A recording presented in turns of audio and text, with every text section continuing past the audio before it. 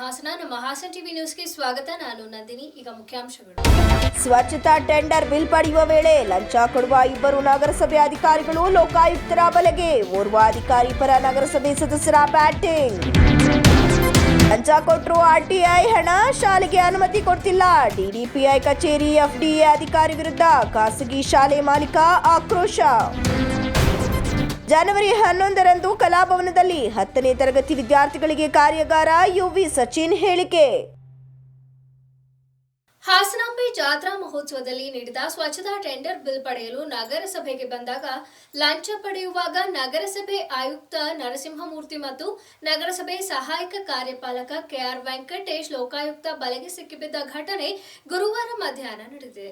ಹಾಸನಾಂಬ ಜಾತ್ರಾ ಮಹೋತ್ಸವದ ಸ್ವಚ್ಛತಾ ಟೆಂಡರ್ ಬಿಲ್ ನೀಡಲು 1.5 ಲಕ್ಷಕ್ಕೆ ಬೇಡಿಕೆ ಇಟ್ಟಿದ್ದ ಅಧಿಕಾರಿಗಳು ಒಟ್ಟು 10,50,000 ಬಿಲ್ ಹಣ ನೀಡಲು 1.5 ಲಕ್ಷಕ್ಕೆ ಬೇಡಿಕೆ ಇಟ್ಟಿದ್ದ ನಗರಸಭೆ ಆಯುಕ್ತ ನರಸಿಂಹಮೂರ್ತಿ ಹಾಗೂ ಕೆಆರ್ ವೆಂಕಟೇಶ್ ಗುರುವಾರದಂದು ಲೋಕಾಯುಕ್ತ ಇನ್ಸ್ಪೆಕ್ಟರ್ಗಳಾದ ಬಾಲು ಹಾಗೂ ಶಿಲ್ಪಾ ನೇತೃತ್ವದಲ್ಲಿ ದಾಳಿ ನಡೆಸಿ ನಗರಸಭೆಯ ಕೆಆರ್ ವೆಂಕಟೇಶ್ ಕಚೇರಿಯಲ್ಲಿ ಲಂಚ ಪಡೆಯುವಾಗ ಸಿಕ್ಕಿಬಿದ್ದಿದ್ದಾರೆ. ಹಣದ ಸಮೇತ ಇಬ್ಬರನ್ನ ಲೋಕಾಯುಕ್ತ ಅಧಿಕಾರಿಗಳು ವಶಕ್ಕೆ ಪಡೆದುಕೊಂಡರು. ನಗರಸಭೆ ಆಯುಕ್ತ ನರಸಿಂಹಮೂರ್ತಿ ಕಚೇರಿಯಲ್ಲಿ ತನಿಖೆ ನಡೆಸಿ ನಂತರ ಜೊತೆಯಲ್ಲಿ ನಗರಸಭೆ ಸಹಾಯಕ ಕಾರ್ಯಪಾಲಕ ಅಭಿಯಂತರ ಕೆಆರ್ ವೆಂಕಟೇಶ್ ಅವರನ್ನ ಅವರು ಕೆಲಸ ಮಾಡುವ ಕಚೇರಿಗೆ ಕರೆದುಕೊಂಡು ಹೋದರು.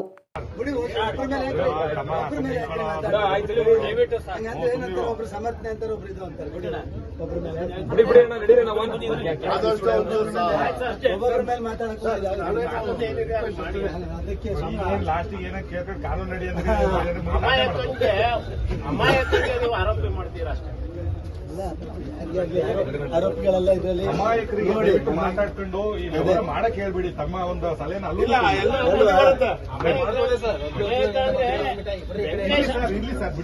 ಇಂಜಿನಿಯರ್ ಅಮಾಯಕ ಅಂತ ಹೇಳ್ತಿರೋದು ನಮ್ಮ ಕಮಿಷನ್ ಅಲ್ಲ ಸರ್. ನಾನು ನೋಡಿ ಸರ್,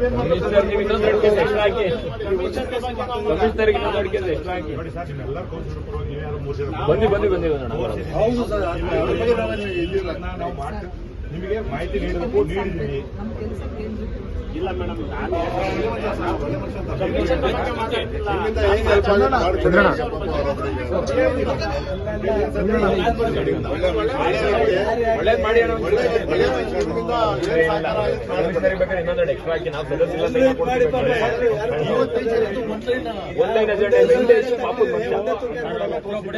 ಲಂಚ ನೀಡಿದ್ದರೂ ಆರ್ಟಿಐ ಶಾಲೆಗೆ ಅನುಮತಿ ಕೊಡುತ್ತಿಲ್ಲ ಎಂದು ಆರೋಪಿಸಿ ಖಾಸಗಿ ಶಾಲಾ ಮಾಲೀಕರು ಕರ್ತವ್ಯದ ವೇಳೆ ಅಧಿಕಾರಿ ವಿರುದ್ಧ ಆಕ್ರೋಶ ವ್ಯಕ್ತಪಡಿಸಿದ ಘಟನೆ ಗುರುವಾರ ಹಾಸನದಲ್ಲಿ ನಡೆದಿದೆ. ಅರಕಲಗೂಡಿನಲ್ಲಿರುವ ನ್ಯಾಷನಲ್ ಏರೋಡೈಡ್ ಹಿರಿಯ ಪ್ರಾಥಮಿಕ ಖಾಸಗಿ ಶಾಲೆಯ ಮುಖ್ಯಸ್ಥ ರಂಗಸ್ವಾಮಿಯು ಹಾಸನದ ಜಿಲ್ಲಾ ಡಿಡಿಪಿಐ ಕಚೇರಿಗೆ ಬಂದು ಕೆಲಸದ ವೇಳೆಯೇ ಅಧಿಕಾರಿ ಮಂಜುನಾಥ್ ಜೊತೆ ಕೆಲ ಸಮಯ ವಾಗ್ವಾದ ನಡೆಸಿದರು. ಕಳೆದ 22 ವರ್ಷದಿಂದ ಡಿಡಿಪಿಐ ಕಚೇರಿಯಲ್ಲಿ ಕೆಲಸ ಮಾಡ್ತಿರುವ ಮಂಜುನಾಥ್ ಪತ್ರಕರ್ತರು ಪ್ರಶ್ನೆ ಮಾಡಿದಾಗ 10 ವರ್ಷದಿಂದ ಇಲ್ಲಿ ಕರ್ತವ್ಯ ನಿರ್ವಹಿಸುತ್ತಿರುವುದಾಗಿ ಸುಳ್ಳು ಹೇಳಿದ ಪ್ರಸಂಗ ನಡೆಯಿತು. ಇದೇ ವೇಳೆ ಅರಕಲಗೂಡಿನಲ್ಲಿರುವ ನ್ಯಾಷನಲ್ ಏರೋಡೈಟ್ ಶಾಲೆಯ ಮಾಲೀಕ ರಂಗಸ್ವಾಮಿ ಮಾಧ್ಯಮದೊಂದಿಗೆ ಮಾತನಾಡಿ, ನಾನು ದಲಿತನಾಗಿ ಒಂದು ಶಾಲೆ ನಡೆಸುತ್ತಿದ್ದು ಉದ್ದೇಶಪೂರ್ವಕವಾಗಿಯೇ 2019ರಲ್ಲಿ ಮೂಲಭೂತ ಸೌಕರ್ಯ ಇಲ್ಲವೆಂದು ಶಾಲೆಯನ್ನೇ ರದ್ದು ಮಾಡಿದ್ದಾರೆ. ಇನ್ನು 1ರಿಂದ 5ರವರೆಗೂ ಶಾಲೆ ನಡೆಸಲು ಅವಕಾಶವಿದೆ. ಆದರೆ 6ನೇ ತರಗತಿಯಿಂದ 8ನೇ ತರಗತಿವರೆಗೂ ಶಾಲೆ ನಡೆಸಲು ಮಾತ್ರ ಇವರಿಗೆ ಮೂಲಭೂತ ಸೌಕರ್ಯ ಬೇಕಾಗಿದೆ. ನಾನು ಒಬ್ಬ ದಲಿತನು ಶಾಲೆ ನಡೆಸುವುದು ತಪ್ಪ. 2019ರಲ್ಲಿಯೇ ಶಾಲೆ ನಡೆಸಲು 50,000 ರೂಪಾಯಿಗಳ ಚೆಕ್ ನೀಡಿದ್ದು ಪ್ರತಿ ವರ್ಷ ಶಾಲೆಯ ರಿನಿವಲ್ ಮಾಡಲು ಇವರಿಗೆ 15ರಿಂದ 20,000 ಲಂಚ ಕೊಡಬೇಕು ಅಂತ ದೂರಿದರು.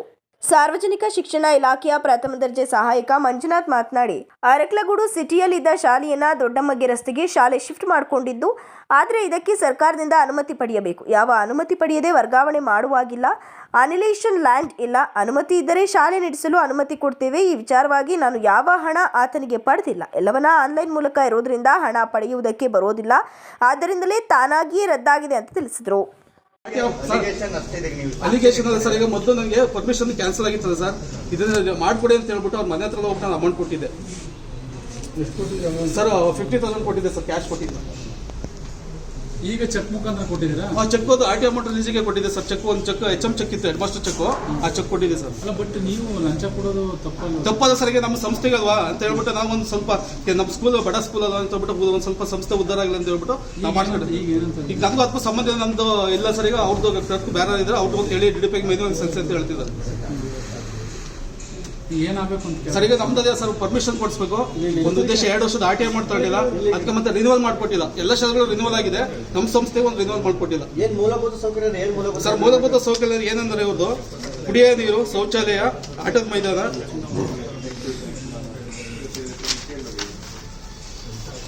ನೋಡಿ ಸರ್ ಶೆಡ್ಯೂಲ್ ಪ್ರಕಾರ ಕನಿಷ್ಠ ಮೂಲಭೂತ ಕಟ್ಟಡ, ಶೌಚಾಲಯ, ಕುಡಿಯೋ ನೀರು, ಆಟದ ಮೈದಾನ, ತರಬೇತಿ ಮತ್ತು ಶಿಕ್ಷಣ ನೇಮಕಾತಿ ಮಾಡಿಕೊಂಡಿರಲಿಲ್ಲ.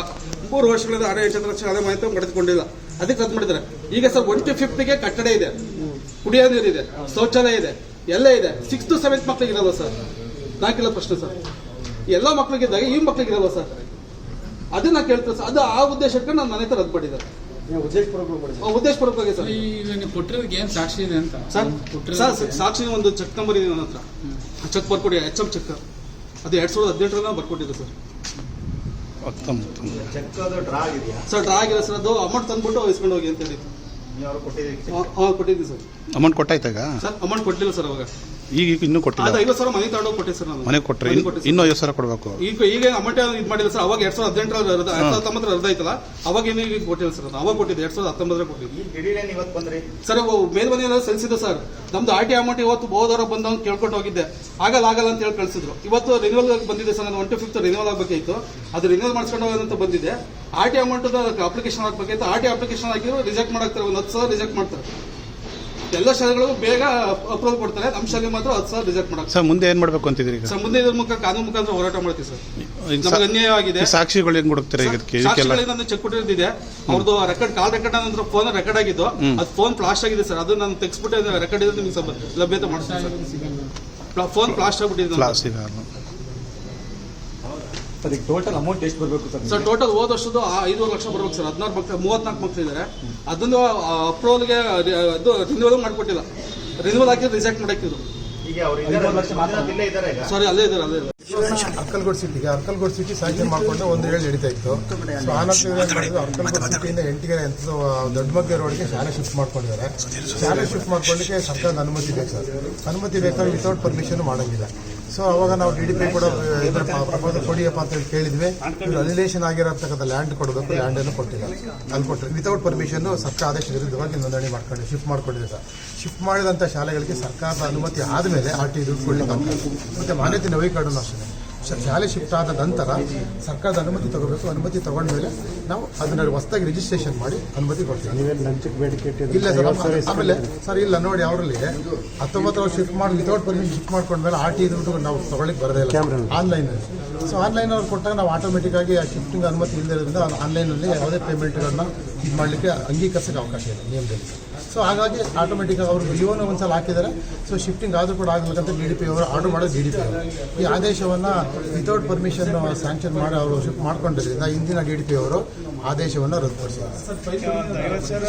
ಇಲ್ಲ ಸರ್, ನಮ್ಮ 19 ಮಗ ಯಾವುದಂತ ನಮಗೂ ಗೊತ್ತಿಲ್ಲ ಏನು ಅಂತ. ಇವತ್ತು ಏಕಾಏಕಿ ಬಂದ ಮನುಷ್ಯ ಬೇಕು ಅಂತ ಹೇಳಿ ಉದ್ದೇಶಪೂರ್ವಕವಾಗಿ ಕರ್ಕೊಂಡು ಬಂದಿದ್ದೀವಿ. ಇದು ಶಿಫ್ಟ್ ಆಗಿದ್ದು ನಾವೇ ಕೊಡ್ತಾ ಇದ್ವಿ.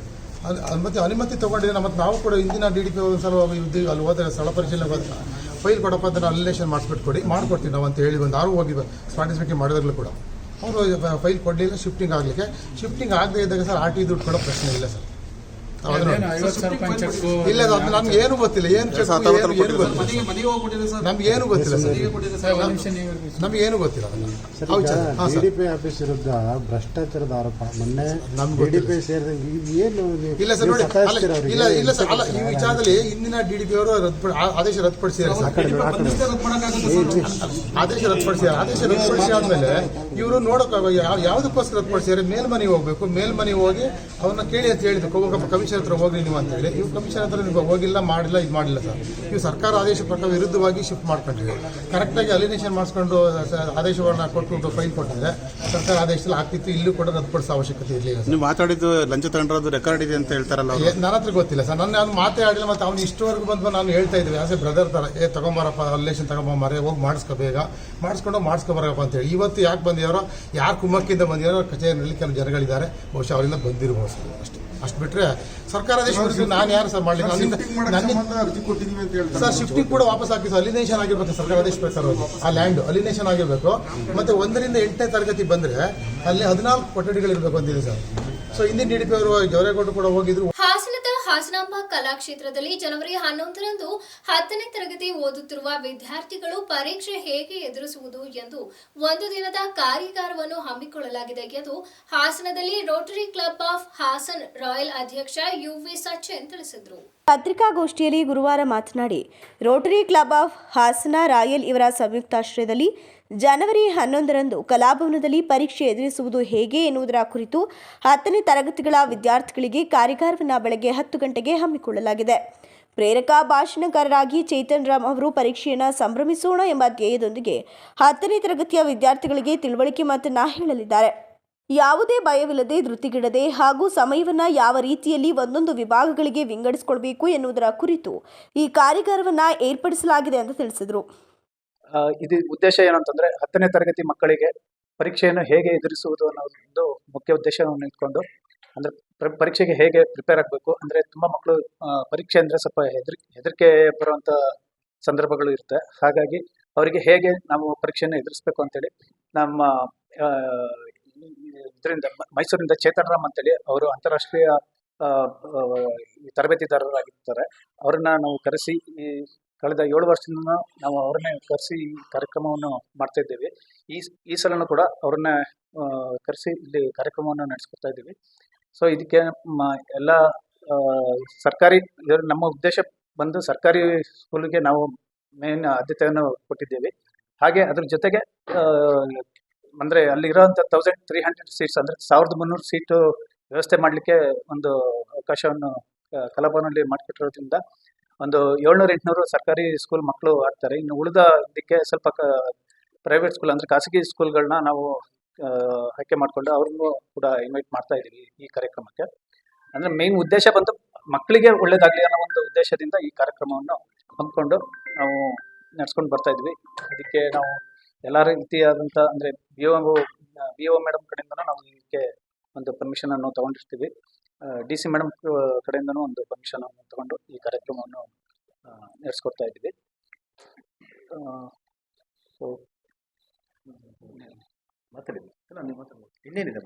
ಈ ಪತ್ರಿಕಾಗೋಷ್ಠಿಯಲ್ಲಿ Rotary Club of Hassan royal ಕಾರ್ಯದರ್ಶಿ ಪುನೀತ್, ಖಜಾಂಜಿ ರವಿಕುಮಾರ್, ಈವೆಂಟ್ ಚೇರ್ಮನ್ ಯೋಗೀಶ್, ಸದಸ್ಯರಾದ ದಿಲೀಪ್, ನವೀನ್ ಇತರರು ನಗರದಲ್ಲಿ ಉಪಸ್ಥಿತರಿದ್ದರು. ಸೇವಾ ಮನೋಭಾವದಲ್ಲಿ ಕೆಲಸ ಮಾಡಿದಾಗ ಮಾತ್ರ ಅದು ದೇವರಿಗೆ ಮೆಚ್ಚುಗೆ ಆಗುತ್ತದೆ. ಯಾವುದೇ ಕೆಲಸ ಮಾಡಿದರೂ ಅದರಲ್ಲಿ ಸ್ವಾರ್ಥದಿಂದ ಮಾಡದೆ ನಿಸ್ವಾರ್ಥ ಸೇವೆ ಸಲ್ಲಿಸುವಂತೆ ಹಾಸನ ಜಿಲ್ಲಾ ಗವರ್ನರ್ BM ಭಾರತಿ ಕರೆ ನೀಡಿದರು. ನಗರದ ಕುವೆಂಪು ರಸ್ತೆ ಬಳಿ ಇರುವ ಜಿಲ್ಲಾ ಲಯನ್ಸ್ ಕ್ಲಬ್ ಸಭಾಂಗಣದಲ್ಲಿ ಜಿಲ್ಲಾ ಗವರ್ನರ್ ಅವರ ಅಧಿಕೃತ ಭೇಟಿ ಕಾರ್ಯಕ್ರಮದಲ್ಲಿ ಮುಖ್ಯ ಅತಿಥಿಯಾಗಿ ಭಾಗವಹಿಸಿ ಮಾತನಾಡಿದ ಅವರು, ಸ್ವಾರ್ಥದ ಮೂಲಕ ಸಹಾಯ ಮಾಡದೆ ನಾವು ಯಾವುದೇ ಒಂದು ಸಹಾಯ ಮಾಡುವಾಗ ನಿಸ್ವಾರ್ಥದ ಮನಸ್ಸು ಇರಬೇಕು. ಕೈಲಾಗದವರು, ಬಡವರು ಹಾಗೂ ಸಾಮಾನ್ಯ ಜನರಿಗೆ ನಮ್ಮಿಂದ ಏನಾದರೂ ಸಹಾಯವಾದರೆ ಒಳ್ಳೆಯದು. ಸೇವಾ ಮನೋಭಾವ ಅರಿತುಕೊಂಡು ನಾವು ಒಂದು ಕೆಲಸ ಮಾಡಿದಾಗ ಮಾತ್ರ ಅದು ದೇವರು ಮೆಚ್ಚುವ ಕೆಲಸವಾಗುತ್ತೆ. ಲಯನ್ಸ್ ಕ್ಲಬ್ ಅಧ್ಯಕ್ಷರಾದ IG ರಮೇಶ್ ಕಾಲಾವಧಿಯಲ್ಲಿ ಉತ್ತಮ ಸೇವಾ ಚಟುವಟಿಕೆಯನ್ನು ಎಲ್ಲರ ಸಹಕಾರದಲ್ಲಿ ನಿರ್ವಹಿಸುತ್ತಾ ಬಂದಿದ್ದಾರೆ ಅಂತ ಹೇಳಿದರು. ವಿವಿಧ ಶಾಲಾ ಕಾಲೇಜುಗಳಿಗೆ ಅವಶ್ಯಕವಾಗಿ ಬೇಕಾಗಿರುವುದನ್ನು ನೀಡೋದರ ಮೂಲಕ ತಮ್ಮದೇ ಆದ ಸೇವೆ ಕೊಡ್ತಿದ್ದಾರೆ ಅಂತ ಇದೇ ವೇಳೆ ಶ್ಲಾಘನೆ ವ್ಯಕ್ತಪಡಿಸಿದರು. ಶಾಶ್ವತವಾದ ಯೋಜನೆ ಮಾಡುವತ್ತ ಮುಂದಾಗಿರುವುದು ಎಲ್ಲರ ಮೆಚ್ಚುವ ಕೆಲಸ. ವೃದ್ಧಾಶ್ರಮದಲ್ಲಿ ಬರ್ತ್ಡೇ ಆಚರಿಸುವುದು, ಅವರಿಗೆಲ್ಲ ಊಟದ ವ್ಯವಸ್ಥೆ ಮಾಡಿರುವುದು ನಿಜವಾಗಿ ದೇವರ ಮೆಚ್ಚುವ ಕೆಲಸವಾಗಿದೆ ಅಂತ ಹೇಳಿದರು. ಅತ್ಯಂತ ಬೇಕಾಗಿರುವವರು ನಾವು ಯಾವುದೇ ಒಂದು ಕೆಲಸವನ್ನು ಮಾಡುವಾಗ ನಮಗೆ ಗಟ್ಟಿಯಾಗಿ ಕೈಕಾಲು ಇರುವವರಿಗೆ ನಾವು ಸಹಾಯ ಮಾಡೋದಲ್ಲ. ನಮಗೆ ನಮ್ಮ ಕಣ್ಣಿಗೆ ಕಾಣ್ತದೆ ಅವರಿಗೆ ಕಾಲಿಲ್ಲ, ಕೈ ಇಲ್ಲ, ಹೀಗೆ ಹೋಗ್ತಾ ಇದ್ದಾರೆ, ಚಕ್ರದಲ್ಲಿ ಹೋಗ್ತಾ ಇರ್ತಾರೆ. ಕೆಲವರಿಗೆ ಏನೂ ಇರೋದಿಲ್ಲ, ತುಂಬಾ ಬಡತನ ಇರ್ತಾರೆ. ಕೆಲವರು ಹಾಸ್ಪಿಟಲ್ ರೋಗಿಗಳಾಗಿ ಯಾವ ವರ್ಷದಿಂದಲೂ ಇರ್ತಾರೆ. ಇಂಥವ್ರನ್ನೆಲ್ಲ ಕಂಡು ಗುರುತಿಸಿ ಅವರಿಗೆ ಒಂದು ಪ್ರಯೋಜನವಾದ ರೀತಿಯಲ್ಲಿ ಕೊಟ್ಟರೆ ಮಾತ್ರ ಅದು ಸೇವೆ ಇರ್ತದೆ. ಸೇವಾ ಮನೋಭಾವನೆ ಅರ್ಥಕೊಂಡು ನಾವು ಎಲ್ಲರಿಗೂ ವಿಧೇಯರಾಗಿ ಒಂದು ಕೆಲಸವನ್ನು ಮಾಡಿದಾಗ ಮಾತ್ರ ಅದು ದೇವರು ಮೆಚ್ಚುವಂಥ ಕೆಲಸ ಅಂತ ನಾವು ಹೇಳಲಿಕ್ಕೆ ಇಷ್ಟಪಡ್ತೀವಿ. ಇನ್ನು ನೀವು ಗೊತ್ತಿರ್ಬೋದು, IG ರಮೇಶ್ ಅವರು ಇವತ್ತು ಬೆಳಿಗ್ಗೆಯಿಂದ ಬಹಳಷ್ಟು ಉತ್ತಮ ಕಾರ್ಯಕ್ರಮವನ್ನು ಮಾಡಿದ್ದಾರೆ. ಇದೇ ವೇಳೆ ಜಿಲ್ಲಾ ಲಯನ್ಸ್ ಕ್ಲಬ್ ಅಧ್ಯಕ್ಷ IG Ramesh, Lions club cabinet ಕಾರ್ಯದರ್ಶಿ ಗೀತರಾವ್, ಲಯನ್ಸ್ ಕ್ಲಬ್ ಕಾರ್ಯದರ್ಶಿ BM Ravikumar, ಖಜಾಂಜಿ CB Nagaraj, Leo ಅಧ್ಯಕ್ಷೆ BL ಸುವರ್ಚಲ, ಕಾರ್ಯದರ್ಶಿ ಮೊನಾಲಿ ಗೌಡ, ಮಾಜಿ ಅಧ್ಯಕ್ಷರಾದ HK ನಾಗೇಶ್, ಮಾಜಿ governor BV Hegde, H S Manjunath, Malathi Hegde, Govardhan Shetty, Venkatesh Hebbar, Lions ಹಿರಿಯರಾದ ಎಚ್ಪಿ ಅಶೋಕ್ ಕುಮಾರ್, ಬಿಎಸ್ ಸೋಮಶೇಖರ್, ಮಲ್ಲೇಶ್ ಗೌಡ, ವಲಯ ಅಧ್ಯಕ್ಷೆ ರೂಪಾ ಆನಂದ್, ಪ್ರಾಂತೀಯ ಅಧ್ಯಕ್ಷ Nagaraj, HR Chandregowda, HR Channegowda, Venkatesh Javarappa, Ramesh C K, Kiran Kumar ತಿಲ್ಲಗೌಡ ಇತರರು ಉಪಸ್ಥಿತರಿದ್ದರು. ವಾರದ ಸಂತೆಗೆ ಎಲ್ಲಾ ರೀತಿಯ ಮೂಲಭೂತ ಸೌಕರ್ಯಗಳನ್ನು ನೀಡುವ ಮೂಲಕ ಪ್ರತಿಯೊಬ್ಬರೂ ಸಂತೆಯ ಒಳಭಾಗದಲ್ಲಿ ವ್ಯಾಪಾರ ವಹಿವಾಟು ನಡೆಸಲು ಅವಕಾಶ ನೀಡಲಾಗುತ್ತದೆ ಎಂದು ಬೇಲೂರು ಶಾಸಕ ಎಚ್.ಕೆ. ಸುರೇಶ್ ತಿಳಿಸಿದರು. ಪಟ್ಟಣದ ದೇಗುಲದ ಹಳೆ ಮೂಡಿಗೆರೆ ರಸ್ತೆಯಲ್ಲಿ ನಡೆಯುವ ವಾರದ ಸಂತೆಗೆ ವ್ಯಾಪಾರ ವಹಿವಾಟು ನಡೆಸಲು ಸುಮಾರು 14 ಲಕ್ಷ ವೆಚ್ಚದ ಕಾಮಗಾರಿಗೆ ಭೂಮಿ ಪೂಜೆ ನಡೆಸಿ ಮಾತನಾಡಿದ ಅವರು, ಪುರಸಭೆ ವ್ಯಾಪ್ತಿಯಲ್ಲಿ ವಾರದ ಸಂತೆಗೆ ಎಲ್ಲಾ ರೀತಿಯ ಸಹಕಾರ ನೀಡಿದೆ. ಆದರೆ ಕೆಲ ರೈತರು ತಾವು ಬೆಳೆದ ಪದಾರ್ಥಗಳನ್ನು ಮಾರಾಟ ಮಾಡಲು ರಸ್ತೆ ಬದಿಯಲ್ಲಿ ಮಾರಾಟ ಮಾಡ್ತಿದ್ರಿಂದ ವಿದ್ಯಾರ್ಥಿಗಳಿಗೆ ಹಾಗೂ ಸಾರ್ವಜನಿಕರಿಗೆ ತೊಂದರೆಯಾಗುತ್ತೆ ಅಂತ ಪುರಸಭೆ ಅಧ್ಯಕ್ಷರು ಮನವಿ ಮೇರೆಗೆ ಇಂದು ಅದಕ್ಕೆ ಕಾಯಕಲ್ಪ ನೀಡಲಾಗುತ್ತದೆ. ಈಗಾಗಲೇ ಪುರಸಭೆಗೆ ಹೆಚ್ಚುವರಿ ಹಣಕಾಸು ಯೋಜನೆಯಲ್ಲಿ 7 ಕೋಟಿ ಹಾಗೂ ನಗರೋತ್ಥಾನದಲ್ಲಿ 3 ಕೋಟಿ, 15ನೇ ಹಣಕಾಸು ಯೋಜನೆಯ 1 ಕೋಟಿ ಹಣವು ಬರಲಿದ್ದು ಈಗಾಗಲೇ ಅದಕ್ಕೆ ಅನುಮೋದನೆ ತರಲಾಗುತ್ತದೆ. ಪಟ್ಟಣದ ಅಭಿವೃದ್ಧಿಗೆ ಏನು ಅವಶ್ಯಕತೆ ಇದೆ ಅದಕ್ಕೆ ಮೊದಲು ಆದ್ಯತೆ ನೀಡಲಾಗುತ್ತೆ. ಕುಡಿಯುವ ನೀರು, ಶೌಚಾಲಯಕ್ಕೆ ಆದ್ಯತೆ ನೀಡಲಾಗುತ್ತೆ. ಸಂತೆ ಮೈದಾನ ಸಮತಟ್ಟು ಮಾಡಿದ ನಂತರ ಸಂಪೂರ್ಣವಾಗಿ ಎಲ್ಲರನ್ನ ಇಲ್ಲಿ ಒಳಗಡೆಗೆ ಸ್ಥಳಾಂತರಿಸಲಾಗುತ್ತೆ. ಜೆಪಿ ನಗರದ ಒಂದು ಭಾಗದಲ್ಲಿ ಯುಜಿಡಿಗೆ ಸಮಸ್ಯೆ ಇರುವುದರಿಂದ ಅದನ್ನು ಕೂಡಲೇ ಪರಿಹರಿಸಲು ಮುಂದಾಗಿದ್ದೇವೆ ಅಂತ ತಿಳಿಸಿದರು. ದೃಷ್ಟಿಯನ್ನು ಇಟ್ಕೊಂಡು ಏನು ಟ್ರಾಫಿಕ್ ಸಮಸ್ಯೆ ಅನ್ನೋದಕ್ಕಿಂತ ರೈತರು ಬೆಳೆದಂಥ ಬೆಳೆಯನ್ನು ಮಾರಾಟ ಮಾಡಲಿಕ್ಕೆ ಪ್ರತಿ ಸೋಮವಾರ ಎಲ್ಲ ಇಡೀ ತಾಲೂಕಿನ ರೈತರು ಇಲ್ಲಿ ಬರ್ತಾ ಇದ್ದಾರೆ. ಅವರಿಗೆ ಸುರಕ್ಷಿತವಾದಂಥ ಒಂದು ವ್ಯವಸ್ಥೆ ಬೇಕು ಅನ್ನೋ ದೃಷ್ಟಿಯಿಂದ ಇವತ್ತು ಆ ಒಂದು ಕಾರ್ಯಕ್ರಮಕ್ಕೆ ಗುದ್ಲಿ ಪೂಜೆ ಮಾಡ್ತಾ ಇದ್ದೀವಿ.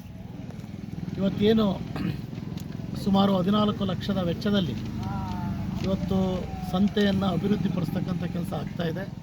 ಮುಂದಿನ ದಿವಸಗಳಲ್ಲಿ ತುಂಬ ಆಸಕ್ತರಾಗಿದ್ದಾರೆ ನಮ್ಮ ಅಧ್ಯಕ್ಷರು ಕೆಲಸ ಮಾಡಬೇಕು ಅಂತ. ನಂತರ ಮಾತನಾಡಿದ ಪುರಸಭೆ ಅಧ್ಯಕ್ಷ ಎಆರ್ ಅಶೋಕ್, ಹಲವಾರು ವರ್ಷಗಳಿಂದ ವಾರದ ಸಂತೆ ನಡೆಯುವ ಸ್ಥಳದಲ್ಲಿ ಗುಂಡಿ ಇರುವುದರಿಂದ ಮಳೆಗಾಲದಲ್ಲಿ ತೊಂದರೆಯಾಗ್ತಿದೆ ಅಂತ ರೈತರು ತಮ್ಮ ಬೆಳೆಗಳನ್ನು ರಸ್ತೆ ಬದಿಯಲ್ಲಿ ಮಾರಾಟ ಮಾಡ್ತಿದ್ದರಿಂದ ಪ್ರವಾಸಿಗರಿಗೆ, ಸಾರ್ವಜನಿಕರಿಗೆ, ಬಹುಮುಖ್ಯವಾಗಿ ವಿದ್ಯಾರ್ಥಿಗಳಿಗೆ ತಿರುಗಾಡೋಕೆ ತೊಂದರೆಯಾಗ್ತಿತ್ತು. ಆದ್ದರಿಂದ ನಾವು ಸಂತೆ ಮೈದಾನವನ್ನು ಸಂಪೂರ್ಣವಾಗಿ ಮಟ್ಟ ಮಾಡಿ ಅಲ್ಲಿ ಯಾರು ನಿಜವಾದ ವ್ಯಾಪಾರಸ್ಥರಿದ್ದಾರೆ ಅಲ್ಲಿ ಜಾಗ ಗುರುತಿಸಿಕೊಟ್ಟು ಅವರಿಗೆ ಎಲ್ಲ ಮೂಲಭೂತ ಸೌಕರ್ಯಗಳನ್ನು ನೀಡುವ ಮೂಲಕ 2 ವಾರದಲ್ಲಿ ಒಳಭಾಗದಲ್ಲಿ ಎಲ್ಲರೂ ಒಂದೆಡೆ ವ್ಯಾಪಾರ ಮಾಡಲು ಅವಕಾಶ ಕಲ್ಪಿಸಲಾಗುತ್ತೆ. ಇನ್ನು ಮುಂದೆ ಯಾರೂ ಸಹ ರಸ್ತೆ ಬದಿ ವ್ಯಾಪಾರ ಮಾಡಲು ವಾರದ ಸಂತೆ ದಿನ ಅವಕಾಶ ನೀಡುವುದಿಲ್ಲ ಅಂತ ತಿಳಿಸಿದರು. ಅಂತೇಳಿ ನಿದರ್ಶನ ಕೊಟ್ಟು ಸುಮಾರು ಒಂದು 14 ಲಕ್ಷ ರೂಪಾಯಿ ವೆಚ್ಚನ ಇಟ್ಟು ಅದಕ್ಕೆ ಲೆವೆಲಿಂಗ್ ಮಾಡಿ ಸಂತೆಯಲ್ಲಿ ರೋಡಲ್ಲಿ ಇರ್ತಕ್ಕಂಥವ್ರನ್ನೆಲ್ಲರನ್ನೂ ಒಳಗೆ ಹಾಕಿ ಈ ಸಂತೆ ಅಭಿವೃದ್ಧಿ ಪಡಿಸೋ ಕೆಲಸನ ಮಾಡಿಕೊಟ್ಟಿದ್ದಾರೆ. ಅವರಿಗೆ ಮೊದಲಿಗೆ ನಾವು ಧನ್ಯವಾದಗಳನ್ನು ಅರ್ಪಿಸ್ತೇನೆ. ಇದೇ ರೀತಿ ಕೆಲವು ಕೆಲಸಗಳಿದ್ದಾವೆ ಇನ್ನೂ. ಈಗೆಲ್ಲ ಈ 2 ಕೆಲಸ ಆದಂಗೆ ಆಯಿತು. ಏನು ಅಂದರೆ ಹೈಸ್ಕೂಲ್ ಮೈದಾನ ಒಂದಿತ್ತು, ಅದನ್ನು ಸಹ ಕಾಂಪೌಂಡ್ ಹಾಕಿಸ್ಕೊಟ್ರು ಮಾನ್ಯ ಶಾಸಕರು. ಅದೊಂದು ಕೆಲಸ ಆಯಿತು, ನಾವು ಕೇಳ್ಕೊಂಡಿದ್ದಂಥ ಕೆಲಸ. 2ನೇದು ಬಂದು ಸಂತೆದೊಂದಾಗಿದೆ. ಅದೇ ಥರ ನಮ್ಮ ಟ್ರಾಫಿಕ್ ಸಮಸ್ಯೆನೂ ಒಂದು ಕೇಳ್ಕೊಂಡಿದ್ದೀವಿ. ಅದು ಒಂದು ತುಂಬ ಏನು ಜನಗಳಿಗೆ ಅನುಕೂಲ ಆಗುವಂಥ ಕೆಲಸಗಳು. ಇಂಥ ಕೆಲಸಗಳನ್ನು ಒಂದೊಂದಾಗಿ ಮಾಡಿಕೊಡೋದಕ್ಕೆ ನಮಗೆ ಪರ್ಮಿಷನ್ ಕೊಟ್ಟು ನಮ್ಮ ಜೊತೆ ಸಹಕಾರ ಕೊಟ್ಟು ಕೆಲಸವನ್ನು ಮಾಡ್ತಿದ್ದಾರೆ. ಬಹಳ ಸಂತೋಷವಾದ. ಈ ಸಂದರ್ಭದಲ್ಲಿ ಮುಖ್ಯಾಧಿಕಾರಿ ಸುಜಯ್, ಪುರಸಭೆ ಇಂಜಿನಿಯರ್ ಮೋಹನ್, ಆರೋಗ್ಯಾಧಿಕಾರಿ ಲೋಹಿತ್, ಶೇಖರ್ ಇತರರು ಉಪಸ್ಥಿತರಿದ್ದರು. ಅರಸೀಕೆರೆ ನಗರದಲ್ಲಿರುವ ಶ್ರೀ ಆದಿಚುಂಚನಗಿರಿ ಆಂಗ್ಲ ಶಾಲೆ ವತಿಯಿಂದ ಬುಧವಾರ ರಾತ್ರಿ ಆಯೋಜಿಸಲಾಗಿದ್ದ ನಭೋಮಂಡಲ ವೀಕ್ಷಣೆಯಿಂದ ಮಕ್ಕಳು ಸಂಭ್ರಮಿಸಿದರು. ಆಕಾಶ ಕಾಯದಲ್ಲಿ ಗೋಚರವಾದ ಚಂದ್ರ, ಶುಕ್ರ ಗ್ರಹಗಳು, ನಕ್ಷತ್ರ ಪುಂಜಗಳನ್ನು ವೀಕ್ಷಿಸಿದ ವಿದ್ಯಾರ್ಥಿಗಳು ವಿವಿಧ ದಿಕ್ಕುಗಳ ಪರಿಚಯ ಮಾಡಿಕೊಂಡರು. ಈ ಸಂದರ್ಭದಲ್ಲಿ ಖಗೋಳ ವೀಕ್ಷಣೆ ಮಾರ್ಗದರ್ಶಕ ತುರುವೇಕೆರೆ ಆನಂದರಾಜ್ ಮಾತನಾಡಿ, ನಭೋಮಂಡಲವು ಹಗಲಿನಲ್ಲಿ ಒಂದು ಪ್ರಪಂಚವಾಗಿದ್ದರೆ ರಾತ್ರಿ ಸಮಯದಲ್ಲಿ ಮತ್ತೊಂದು ಪ್ರಪಂಚವಾಗಿ ತೆರೆದುಕೊಳ್ಳುತ್ತೆ. ನಮ್ಮ ಪೂರ್ವಿಕರು ಸಾವಿರಾರು ವರ್ಷಗಳ ಹಿಂದೆ ಖಗೋಳ ವೀಕ್ಷಣೆಯಿಂದ ಸಂಖ್ಯಾಶಾಸ್ತ್ರದೊಂದಿಗೆ ಜ್ಯೋತಿಷ್ಯ ಶಾಸ್ತ್ರ ರಚಿಸುತ್ತಿದ್ರು. ಕಠಿಣ ಪರಿಶ್ರಮ ಅಧ್ಯಯನದಿಂದ ಒಂದು ಗ್ರಹದಿಂದ ಮತ್ತೊಂದು ಗ್ರಹಗಳ ಅಂತರ ಲೆಕ್ಕಾಚಾರ ಮಾಡ್ತಿದ್ರು. ಆಕಾಶ ಕಾಯಗಳ ನಕ್ಷತ್ರ ಪುಂಜಗಳೊಂದಿಗೆ ಇಡೀ ಮಂಡಲ ವಿಸ್ಮಯ ವೀಕ್ಷಿಸಲು ಅಮಾವಾಸ್ಯೆ ದಿನವೂ ಸೂಕ್ತ ಕಾಲವಾಗಿದೆ ಅಂತ ತಿಳಿಸಿದ್ರು. ಯಾಕೆ ಅಂತ ಹೇಳಿದಾಗ ನಾನು ಅಲ್ಲಿ ನಿಮಗೆ ತೋರಿಸ್ತೆ. ಸೋಲಾರ್ ಸಿಸ್ಟಮ್ ನಲ್ಲಿ ನಮಗೆ ಮೊದಲು 9, ಈಗ 8 ಪ್ಲೂಟೋ ಬಿಟ್ಟು ಅಂತ ಹೇಳ್ತೀವಿ. ಅವೆಲ್ಲವೂ ಕೂಡ ನಾವು ಸೂರ್ಯನ ಕೇಂದ್ರ ಇಟ್ಕೊಂಡು ಸುತ್ತಾ ಇದ್ದಾವೆ. ಹಾಗೆ ಇವೆಲ್ಲವೂ ಕೂಡ ಈಗ ನಿಮ್ಮ ಅದೃಷ್ಟ ಏನು ಅಂತ ಅಂದ್ರೆ ಅಟ್ ಎ ಟೈಮ್ 4 ಗ್ರಹಗಳನ್ನ ಬರಿಗಣ್ಣಲ್ಲಿ ನೋಡಬಹುದು. ಅವನ್ನ ಕನ್ಫರ್ಮ್ ಮಾಡ್ಕೊಳ್ಳೋದಕ್ಕೆ ನಾವು ಟೆಲಿಸ್ಕೋಪ್ ಅಲ್ಲಿ ನೋಡ್ತೀವಿ. ಈಗ ಶುಕ್ರ ನೋಡಿದ್ವಿ, ಶುಕ್ರ ಅದರೊಳಗೆ ನೋಡಿದ್ರೆ ಅಂಥ ವಿಶೇಷ ಏನಿರೋದಿಲ್ಲ. ಸ್ವಲ್ಪ ಅದರ ಫೇಸಸ್ ಆಫ್ ವೀನಸ್ ಅಂದ್ರೆ ಚಂದ್ರ ವೃದ್ಧಿಕ್ಷ ಆಗುತ್ತಲ್ಲ ನೋಡಿ, ಈಗ ಫುಲ್ ಮೂನ್ ಕಾಣಿಸ್ತಾ ಇದೆಯಾ? ಹೌದಲ್ವಾ? ಅರ್ಧ ಚಂದ್ರ ಕಾಣಿಸ್ತಾ ಇದೆ. ಅದೊಂದು ನೆತ್ತಿ. ನಾನು ಆಗ್ಲೇ ಕೆಳಗಡೆ ಹೇಳಿದೆ ನಿಮಗೆ ಕಮಧ್ಯ ಅಂದೆ, ಜನಿತ್ ಅಂದೆ, ನೆತ್ತಿ. ನಿಮ್ಮ ನೆತ್ತಿ ನೇರದಲ್ಲಿ ಕಾಣಿಸ್ತಾ ಇದೆ ನೋಡಿ ಈಗ ಚಂದ್ರ. ಹಾಗೆ ಇದನ್ನ ನಾವು ಶುಕ್ರ ಈ ಸಂದರ್ಭದಲ್ಲಿ ಮುಖ್ಯೋಪಾಧ್ಯಾಯಿನಿ ಜ್ಞಾನೇಶ್ವರಿ, ಸಹಾಯಕ ಗೌಸ್ಫಿರ್, ಸಹ ಶಿಕ್ಷಕರು, ವಿದ್ಯಾರ್ಥಿಗಳು ಭಾಗವಹಿಸಿದರು. ಅಕ್ರಮವಾಗಿ ಖಾಯಂ ಸಾಗುವಳಿ ಚೀಟಿ ನೀಡಿ ಭೂ ಕಬಳಿಕೆ ಮಾಡಿ ಲೇಔಟ್ ನಿರ್ಮಾಣ ಮಾಡುತ್ತಿದ್ದಾರೆ. ಇದಕ್ಕಾಗಿ 75 ಎಕರೆ ಖರಾಬ್ ಜಾಗವನ್ನು ಕಬಳಿಸಿ ಅಕ್ರಮವಾಗಿ ಲೇಔಟ್ ಮಾಡುತ್ತಿದ್ದು, ಈ ಕಾಮಗಾರಿ ನಿಲ್ಲಬೇಕು, ಇಲ್ಲವಾದರೆ ಹೈಕೋರ್ಟ್ ಮೊರೆ ಹೋಗುತ್ತೇವೆ ಎಂದು ಹಾಸನದಲ್ಲಿ ವಕೀಲರಾದ ಎಂಡಿ ಗೋಪಾಲಗೌಡ ಎಚ್ಚರಿಕೆಯನ್ನ ನೀಡಿದರು. ಪತ್ರಿಕಾಗೋಷ್ಠಿಯಲ್ಲಿ ಗುರುವಾರ ಮಾತನಾಡಿ, ಹಾಸನ ತಾಲೂಕಿನ ಕಸಬಾ ಹೋಬಳಿ ಚಿಕ್ಕಕೊಂಡಕುಳ ಗ್ರಾಮದ ಸರ್ವೆ ನಂಬರ್ 7, 10, 25, 106, 107 ಮತ್ತು 137ರಲ್ಲಿದ್ದ 73 ಎಕರೆ ಸರ್ಕಾರಿ ಗೋಮಾಳ ಹಾಗೂ 25 ಎಕರೆ ಆ ಖರಾಬು ಜಾಗವನ್ನು ರಾಜಕೀಯದವರು, ಪ್ರಭಾವಿಗಳು ಕಬಳಿಸಿ ಅಕ್ರಮವಾಗಿ ಲೇಔಟ್ ನಿರ್ಮಾಣ ಮಾಡುತ್ತಿದ್ದು, ನಮ್ಮ ದೂರಿನ ಜೊತೆಗೆ ಬೆಳಗಾವಿ ಅಧಿವೇಶನದಲ್ಲಿ ಚರ್ಚೆಯಾದ ಹಿನ್ನೆಲೆಯಲ್ಲಿ ತನಿಖೆಗೆ ಉನ್ನತ ಮಟ್ಟದ ತನಿಖಾ ತಂಡ ರಚಿಸಲಾಗಿದೆ. 2018ರಿಂದ ಈವರೆಗೆ ಸರ್ಕಾರಿ ಮತ್ತು ಖರಾಬು ಜಾಗವನ್ನು ತಾವೇ ಸೃಷ್ಟಿಸಿದ ಸುಮಾರು 97 ಮಂದಿ ಕಾಯಂ ಸಾಗುವಳಿ ಚೀಟಿ ನೀಡಿ ಕಬಳಿಸಿದ್ದಾರೆ ಅಂತ ದೂರಿದರು. ಇದರ ವಿರುದ್ಧ ಹಾಗೂ ಸರ್ಕಾರಿ ಭೂಮಿ ಉಳಿಸಲು ನಾನು ಮತ್ತು ನಮ್ಮ ವಕೀಲರ ತಂಡ ಹಲವು ವರ್ಷಗಳಿಂದಲೂ ಕಾನೂನು ಹೋರಾಟ ಮಾಡುತ್ತಿದ್ದೇವೆ. ಇದೇ ವಿಚಾರವನ್ನ ಹಾಸನ ಶಾಸಕರಾದ HP ಸ್ವರೂಪ್ ಪ್ರಕಾಶ್ ಹಾಗೂ MLC ಡಾಕ್ಟರ್ ಸೂರಜ್ ರೇವಣ್ಣ ಅವರು ಬೆಳಗಾವಿ ಅಧಿವೇಶನದಲ್ಲಿ ಗಮನ ಸೆಳೆದಿದ್ದಾರೆ. ಒಟ್ಟಾರೆ ಸುಮಾರು 100 ಎಕರೆ ಜಮೀನನ್ನ ಕಾನೂನು ಬಾಹಿರವಾಗಿ ಜೇವಿ ಮಾಡಿಕೊಂಡು ಸರ್ಕಾರಕ್ಕೆ ಸಾವಿರಾರು ಕೋಟಿ ರೂಪಾಯಿಗಳನ್ನ ವಂಚಿಸಿದ್ದಾರೆ ಅಂತ ಗಂಭೀರವಾಗಿ ಆರೋಪಿಸಿದರು. ಆಮೇಲೆ ನೆಕ್ಸ್ಟ್ ಅದು ಕಮಿಟಿ ಮುಂದೆ ಬರಬೇಕು. ಕಮಿಟಿ ಮುಂದೆ ಅದು ಪಾಸ್ ಆದ್ರೆ ಯಾರು ಪಾಸ್ ಆಗಿರ್ತದೆ ಅವ್ರಿಗೆ ಸೈನ್ ಹಾಕ್ತಾರೆ ಸಂಬಂಧಪಟ್ಟಂತೆ MLAಗಳು, ಇಲ್ಲ ಅಂದ್ರೆ ಬಿಡ್ತಾರೆ. ಅನಂತರದಲ್ಲೂ ಅವ್ರ ಗ್ರಾಂಟ್ ಸರ್ಟಿಫಿಕೇಟ್ ಇಶ್ಯೂ ಆಗ್ಬೇಕಂದ್ರೆ ಮತ್ತೆ ಸ್ಪಾಟ್ ಇನ್ಸ್ಪೆಕ್ಟರ್ ಸಂಬಂಧಪಟ್ಟಂತ ತಹಸೀಲ್ದಾರ್ ಸ್ಪಾಟ್ ವಿಸಿಟ್ ಕೊಡ್ಬೇಕು. ಇದ್ಯಾವುದು ಮಾಡ್ಲಿಲ್ಲ. ಯಾರೋ 10 ಜನ ಸೃಷ್ಟಿಸಿದ್ರು, ಅವರುಗಳಿಗೆ 73 ಎಕರೆ 3 ಕುಂಟೆ 25 ಎಕರೆ ಖರಾಬು. ಇದನ್ನ ಗ್ರಾಂಟ್ ಚೀಟಿ ಕೊಟ್ರು. ಈ ಚೀಟಿ ಕೊಟ್ಮೇಲೆ ಆ ಗ್ರಾಂಟ್ ಹಂಗಾಮ್ ಚೀಟಿ ಸಾಗುವಳಿ ಚೀಟಿ ಕೊಡ್ಬೇಕಾದ್ರೆ ಏನ್ ಕಂಡೀಷನ್ ಇರುತ್ತೆ? 15 ವರ್ಷ ಪರಭಾರ ಮಾಡಬಾರ್ದು. ಈಗ 25 ವರ್ಷ ಮಾಡವ್ರೆ. ಈಗ ಹೊಸ ಅಮೆಂಡ್ಮೆಂಟ್ ಆದ್ಮೇಲೆ 25 ವರ್ಷ ಪರಭಾರ ಮಾಡಬಾರ್ದು ಅಂತಿದೆ. ಅದ್ ಹೆಂಗೆ ಇವರು JVನ ಮಾಡ್ಕೊಂಡ್ರು ರಾಜಕೀಯದವರು? ಯಾರು ಅವರು ಲ್ಯಾಂಡ್ ಮಾಫಿಯಾದವ್ರು ಹೆಂಗೆ JV ಮಾಡ್ಕೊಂಡು ಇಲ್ಲಿಗಲ್ಲೇ ಲೇಔಟ್ ಮಾಡ್ತಿದ್ದಾರೆ? ಇದಕ್ಕೆ ಸಂಬಂಧಪಟ್ಟಂತೆ ನಾವು ಏನ್ ಹಿಂದೆಲ್ಲ ಹೋರಾಟ ಮಾಡಿದ್ದೋ, ಈ 75 ಎಕರೆ ಪ್ಲಸ್ 25 ಎಕರೆ ಇಷ್ಟು ಜಮೀನ ನಾವು ಸರ್ಕಾರಕ್ಕೆ ಉಳಿಸ್ಬೇಕು ಅಂತ ಏನು ನಾವು 5 ಜನ ಇದ್ದೀವಿ. 5 ಜನನು ಸುಮಾರು 2023ರಿಂದಲೂ ಹೋರಾಟ ಮಾಡ್ಕೊಂಡ್ ಬಂದ್ವಿ. ಇದಕ್ಕಾಗಿ ಆಗ ಸಂಬಂಧಪಟ್ಟಂತ ಯಾರು ಪಕ್ಷ ಇತ್ತು ಆಗ ಆ ಸಂಬಂಧಪಟ್ಟಂತ ರೆವಿನ್ಯೂ ಕಂದಾಯ ಇಲಾಖೆ ಅಧಿಕಾರಿಗಳಿಗೂ ನಾವು ಇವ್ರಿಗೆ ಮಿನಿಸ್ಟ್ರಿಗೂ ಅರ್ಜಿ ಕೊಟ್ಟಿದೀವಿ. ಆಗ ಸಂಬಂಧಪಟ್ಟಂತೆ ಇವ್ರುಗಳಿಗೂ ಯಾರ್ಯಾರು ಸಂಬಂಧಪಟ್ಟಂತೆ ಸಚಿವಾಲಯಕ್ಕೂ ಅರ್ಜಿ ಕೊಟ್ಟಿದ್ವಿ. ಯಾವುದು ಆಗ್ಲಿಲ್ಲ ಅದು. ಏಕೆಂದ್ರೆ ಅವರೇ ಅದ್ರೊಳಗಡೆ ಮಿಂಗಲ್ ಆಗಿದ್ರು, ಹೊಡಿತಿದ್ದಾರೆ ಅವರು. ಅವ್ರಿಗೆ ಕೊಟ್ರೆ ಏನ್ ಪ್ರಯೋಜನ ಅಂತ ನಾವು ಸುಮ್ಮನಿದ್ವಿ. ಈಗ ನಿಮ್ಗೆ ವಿಚಾರಗಳು ಗೊತ್ತಿರ್ಬೋದು. ಇದೇ ಸರ್ವೆ ನಂಬರ್ ವಿಚಾರವಾಗಿ ಮೊನ್ನೆ ಕ್ಯಾಬಿನೆಟ್ ಅಲ್ಲಿ ಬೆಳಗಾವಿ ಅಧಿವೇಶನ ನಡೀತು. ಅಧಿವೇಶನದಲ್ಲಿ ಏನು ನಮ್ಮ ಹಾಸನದ ಶಾಸಕರವ್ರೆ ಅವರು ಮತ್ತು MLC ಏನು ಸೂರಜ್. ಈ ಪತ್ರಿಕಾಗೋಷ್ಠಿಯಲ್ಲಿ ವಕೀಲರಾದ ನಯನ, ಪ್ರಸನ್ನಕುಮಾರ್, ಲೋಕೇಶ್, ಭಾರತ್ ರಾಜ್ ಮತ್ತು YD ಶರತ್ ರಾಜ್ ಇತರರು ಉಪಸ್ಥಿತರಿದ್ದರು. ಬೇಲೂರಿನ ಗೆಂಡೇಹಳ್ಳಿ ರಸ್ತೆಯ ಶ್ರೀರಾಮನಗರದ ನಾಮಫಲಕವನ್ನು ಪದೇ ಪದೇ ಕಿತ್ತು ಹಾಕಲಾಗುತ್ತಿದೆ. ಇದು ಮುಂದುವರೆದರೆ ಉಗ್ರವಾದ ಪ್ರತಿಭಟನೆ ನಡೆಸಲಾಗುವುದು ಎಂದು ಶ್ರೀರಾಮನಗರದ ನಿವಾಸಿ ಸೋಮಣ್ಣ ಎಚ್ಚರಿಸಿದರು. ಕಿತ್ತು ಹಾಕಲಾಗಿದ್ದ ನಾಮಫಲಕವನ್ನು ಸ್ಥಳೀಯ ನಿವಾಸಿಗಳು ಹಾಗೂ ಗ್ರಾಮ ಪಂಚಾಯಿತಿ ವತಿಯಿಂದ ಪುನಃ ನಿರ್ಮಿಸಿ ಬುಧವಾರ ಉದ್ಘಾಟಿಸಿದ ನಂತರ ಅವರು ಮಾತನಾಡಿದರು.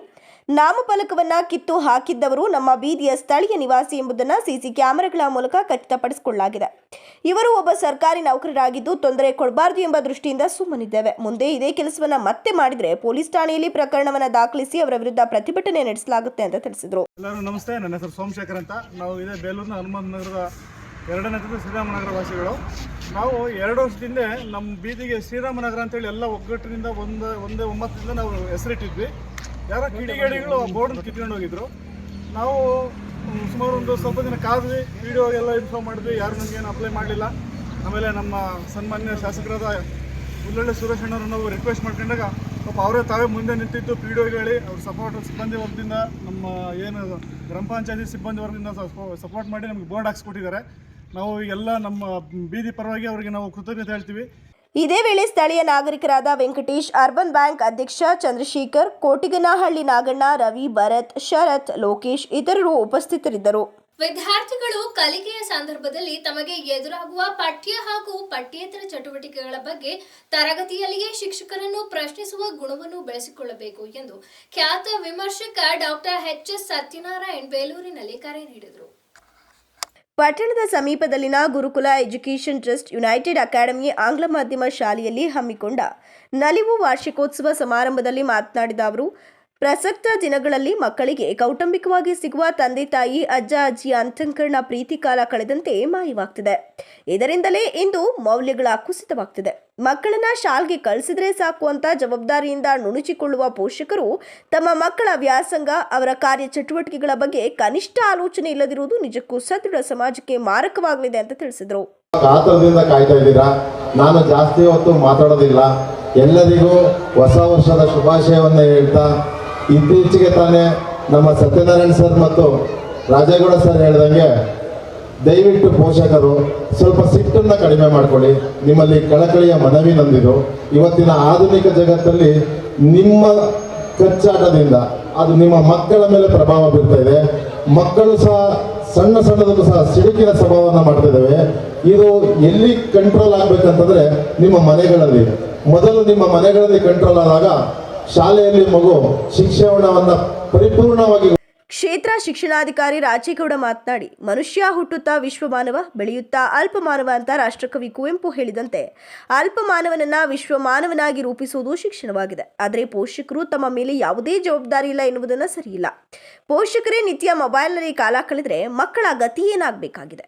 ಜಾತಿ ಧರ್ಮದ ವಿಷಬೀಜವನ್ನ ಬಿತ್ತುವ ಬದಲು ವಿದ್ಯಾರ್ಥಿಗಳಿಗೆ ಸಂಸ್ಕಾರ ನೀಡಬೇಕಾಗಿದೆ ಅಂತ ತಿಳಿಸಿದರು. No, it's not like that. You are also seeing part of the process of the education system.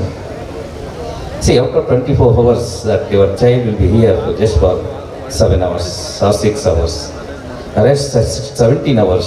ಈ ಕಾರ್ಯಕ್ರಮದಲ್ಲಿ ಗುರುಕುಲ ಎಜುಕೇಷನ್ ಟ್ರಸ್ಟ್ ಅಧ್ಯಕ್ಷ ವಿಎಸ್ ಬೋಜಿಗೌಡ, ಕಾರ್ಯದರ್ಶಿ ಎಂಡಿ ದಿನೇಶ್, ಖಜಾಂಜಿ ಲೋಕೇಶ್, ಟ್ರಸ್ಟ್ ನಿರ್ದೇಶಕರಾದ ಮಹೇಶ್, ಉಮೇಶ್, ಕೆಎಲ್ ಸುರೇಶ್, ವನಜಾಕ್ಷಿ ನಾಗರಾಜು, ಮುಖ್ಯ ಶಿಕ್ಷಕರಾದ ರವಿಕುಮಾರ್, ದೀಪಾ ಮತ್ತು ಆಸ್ಮಾ ಸೇರಿದಂತೆ ಇನ್ನು ಮುಂತಾದವರು ಹಾಜರಿದ್ದರು. ಕೊನೆಯಲ್ಲಿ ಮತ್ತೊಮ್ಮೆ ಮುಖ್ಯಾಂಶಗಳು. ಸ್ವಚ್ಛತಾ ಟೆಂಡರ್ ಬಿಲ್ ಪಡೆಯುವ ವೇಳೆ ಲಂಚ ಕೊಡುವ 2 ನಗರಸಭೆ ಅಧಿಕಾರಿಗಳು ಲೋಕಾಯುಕ್ತರ ಬಲೆಗೆ. ಓರ್ವ ಅಧಿಕಾರಿ ಪರ ನಗರಸಭೆ ಸದಸ್ಯರ ಬ್ಯಾಟಿಂಗ್. ಲಂಚ ಕೊಟ್ಟರು ಆರ್ಟಿಐ ಹಣ, ಶಾಲೆಗೆ ಅನುಮತಿ ಕೊಡ್ತಿಲ್ಲ.